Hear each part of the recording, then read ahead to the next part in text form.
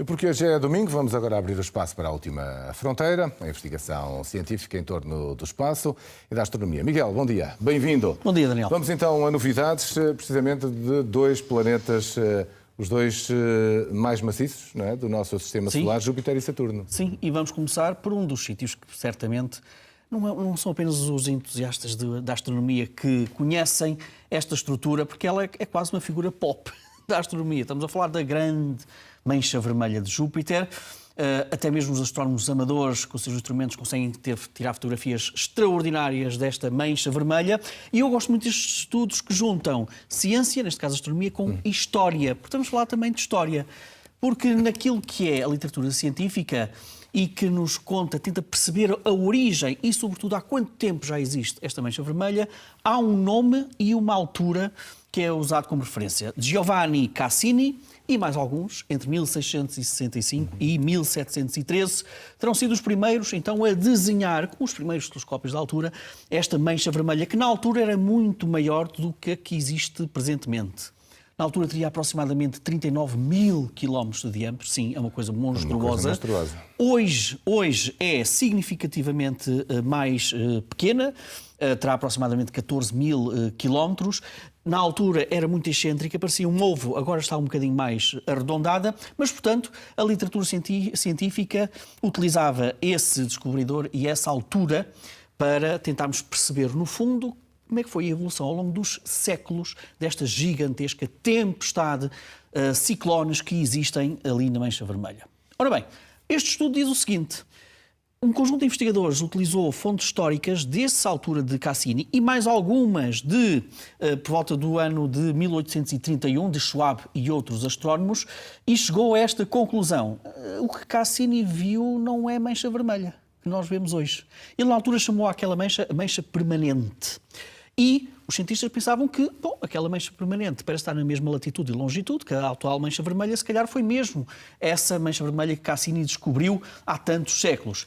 Esta investigação diz o seguinte: o que Cassini viu foi outra tempestade que provavelmente até terminou por volta do século XVIII, século XIX. Agora, os nossos dados dizem que a primeira ilustração, precisamente, da Grande Mancha Vermelha, dá-se por volta de 1831, precisamente com Schwabe, astrónomo alemão, e outros. E agora, Daniel, podes perguntar, e lá em casa também estão a perguntar, então, mas é assim tão importante, estes quase 200 anos de diferença entre Cassini e Schwabe? É importante porque quando os cientistas tentam construir os melhores modelos para perceber as tempestades nos grandes planetas, convém saber qual é o ponto de partida, que é para nós introduzirmos nos supercomputadores como é que ao longo dos séculos evolui estas gigantescas tempestades. E 200 anos, apesar de tudo, é uma grande diferença. E para teres uma pequena ideia de como é louca esta tempestade, ela tem esta longevidade e este tamanho porque na parte norte desta tempestade nós temos ventos que sopram a cerca de 180 km por hora na direção oeste. Na parte sul, nós temos ventos a 150 km por hora que vão na direção oposta.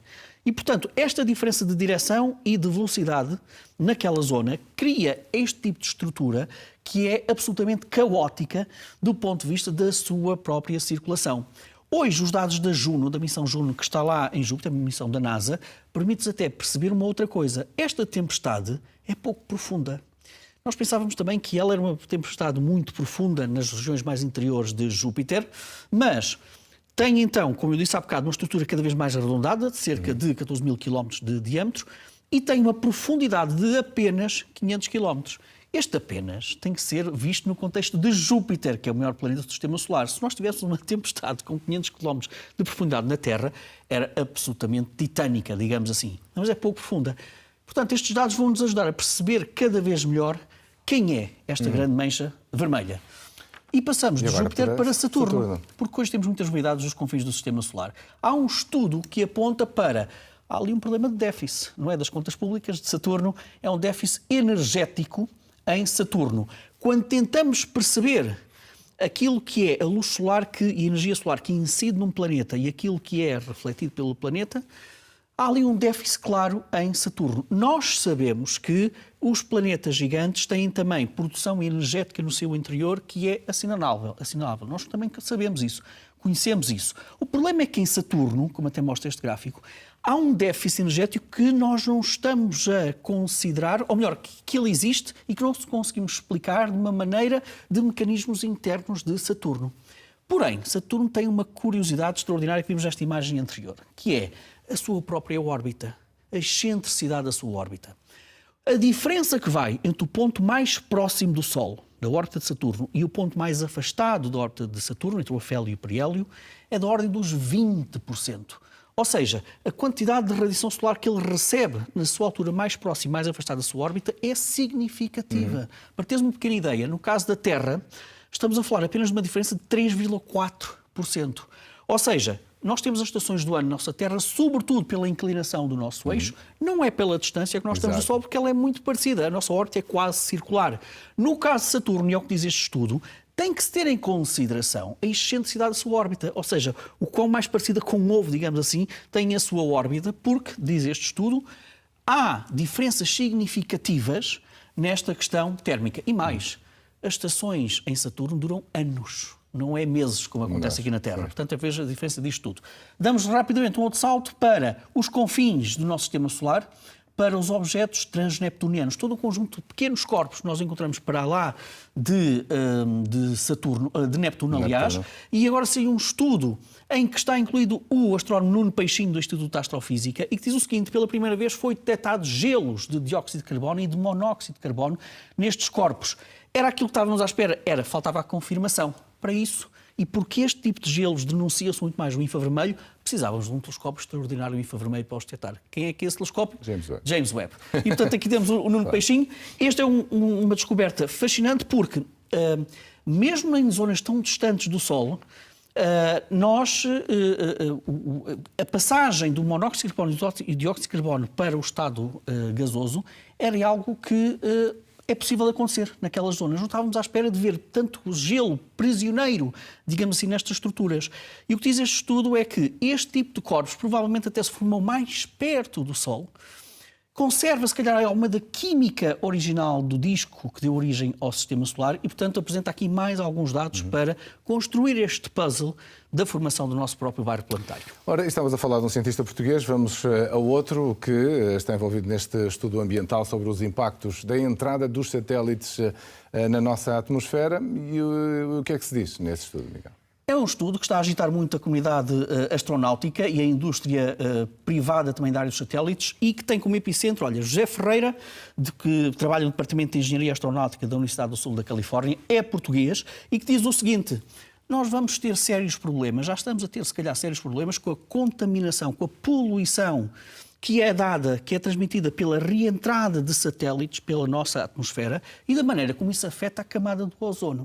E então o que diz este estudo é que, nós vivemos numa altura em que estamos a colocar cada vez mais satélites lá em cima. Isto que estamos a ver é uma animação que não está à escala da quantidade de megaconstelações que estão a ser colocadas em órbitas baixas da Terra e ainda por cima é uma simulação conservadora, é preciso que se diga isso. E o que diz este estudo é o seguinte: a reentrada de satélites coloca na atmosfera, nas altas atmosferas, uma grande quantidade de óxidos de alumínio. Esses óxidos de alumínio reagem com o ozono, destroem o ozono.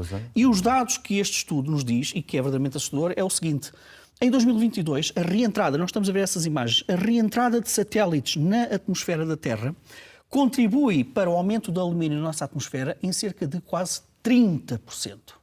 30%. E diz este estudo também que um satélite típico, com cerca de 250 quilos na sua massa, e em que 30% da sua massa é de alumínio, gera algo como 30 quilos de nanopartículas de óxido de alumínio, que é, portanto, colocado na nossa atmosfera durante a sua reentrada. E este estudo diz que a queda dessas partículas de alumínio demora cerca de 30 anos até chegar à estratosfera da Terra, onde está presente precisamente a questão da camada do ozono.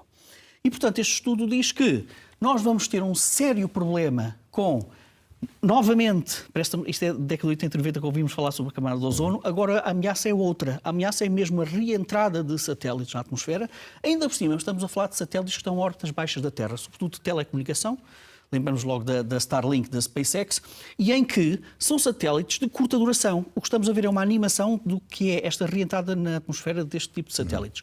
E, portanto, ainda por cima, estes satélites têm curta duração, eles entram frequentemente na atmosfera e as empresas privadas frequentemente restabelecem, digamos assim, o estoque destes satélites nestas órbitas baixas. E, portanto, à medida que vamos crescendo nesta indústria, que é necessária, não estamos aqui a fazer uma apologia contra os satélites, mas é preciso analisar cada vez mais, há cada vez mais estudos que mostram uma contribuição muito nociva, muito preocupante deste tipo de satélites e na maneira como poluem a nossa atmosfera. Olha, e para terminarmos, ainda uma referência à Cimeira da Exploração Espacial que decorreu no Porto. É verdade, o Global Exploration Summit, pela primeira vez, teve o ponto de partida, o toque de partida no Porto, no passado sábado, no dia 15 de junho.